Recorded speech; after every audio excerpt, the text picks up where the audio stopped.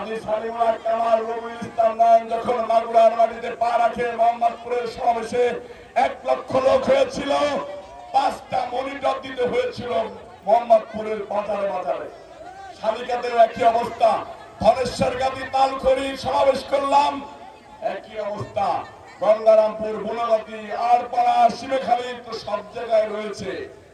আপনারা ঐক্যবদ্ধ আছেন না? কাজী কামাল রবিউল ইসলাম নয়ন যদি এই ইউনিয়নে আর না আসে, তাহলেও কি এই বেতাত্তাদেরকে বের করে দিতে পারবেন না? নেতারা আমার, কর্মীরা আমার, ভাইরা আমার, বোনেরা আমার, আমরা ঐক্যবদ্ধ হয়েছি। জামাত শিবির আমাদের মা বোনদের ঘরে ঘরে গিয়ে ধর্ম ব্যবসা বেহেশতে বিক্রি করতে যাচ্ছে। আপনারা আপনাদের পাড়া প্রতিবেশী মা বোনদেরকে সজাগ করে দিবেন।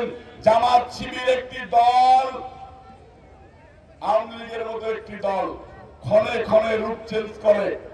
ওই যে টিকটিকি দেখেছেন না, টিকটিকিদের মতো, গুপ্ত সংগঠনের মতো লুকায় লুকায় থাকে। আপনাদেরকে বিভিন্ন ভাবে বিভ্রান্তি করার চেষ্টা করবে, বিভ্রান্তিত হবেন না। আওয়ামী লীগকে প্রশ্রয় দিবেন না। যারা আওয়ামী লীগের নেতারা সেদিনকে ব্যানারে গিয়েছে, তাদেরকে আওয়ামী লীগ পুনর্বাসন করতে চাচ্ছে, আমরা সেই সুযোগ দেব না। আমরা বিএনপির ভারপ্রাপ্ত চেয়ারম্যান জনাব তারেক রহমান সাহেব বলেছেন, মা বোনদের কাছে যাও, এলাকার কৃষকের কাছে যাও, শ্রমিকের কাছে যাও, ধানের শীষের সালাম জানাও। কাজী সালিমুল্লাহ কামাল আপনাদেরকে ধানের শীষ প্রতিষ্ঠিত করার জন্য এদিকে যে পরিমাণ সহযোগিতা করেছে, উন্নয়ন দিয়েছে, সেই উন্নয়নের ধারাবাহিকতা রক্ষা করব। রবিউল ইসলাম নয়ন, কাজী সালিমুল্লাহ কামাল হাতে হাত মিলে ইনশাআল্লাহ। আমার মা বোনরা, এই যে মারা পিসিরা, শুনতেছেন আমাকে? শুনতেছেন? আপনারা সবাই ধানের শীষের লোক না? তারেক রহমানের লোক না?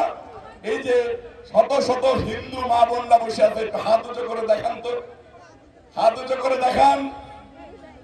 দেখেন, প্রিয় নেতা বিএনপির ভারপ্রাপ্ত চেয়ারম্যান জনাব তারেক রহমান, আপনার নির্দেশনায় একটা ইউনিয়নে হাজার হাজার লোক হয়েছে, শত শত মা বোন হয়েছে, আপনার নির্দেশনার অপেক্ষায় রয়েছে। আপনি একজন বারবার দৌড়ে যে কি বলে হারা বলে দৌড় প্রতিযোগিতায় অংশগ্রহণ করে বারবার হারা লোককে মনোনয়ন না দিয়ে বারবার জিতা লোককে যদি মনোনয়ন দেন, শালিকার মাটি, মাগুরা 2 আসনের মাটি, ইনশাআল্লাহ ধানের শীষের আবার বিজয় হবে। সকলকে ধন্যবাদ জানিয়ে আমি আমার বক্তব্য শেষ করব। তাই একই সাথে শতখালীর মানুষ স্লোগান দিবেন না? ধনেশ্বর গান্ধীর মানুষ স্লোগান দিবেন না? তারেক রহমানের নামে স্লোগান দিবেন না? খালেদা জিয়ার নামে স্লোগান দিবেন না? মা বোনরা সহ সবাই একসাথে দাঁড়াই যান তো একটু, দাঁড়াই যান তো একটু। বাংলাদেশ জাতীয়তাবাদী দল জিন্দাবাদ, মাগুরা 2 আসন জিন্দাবাদ, ধনেশ্বরগাতি ইউনিয়ন বিএনপি জিন্দাবাদ, অঙ্গ সংগঠন জিন্দাবাদ।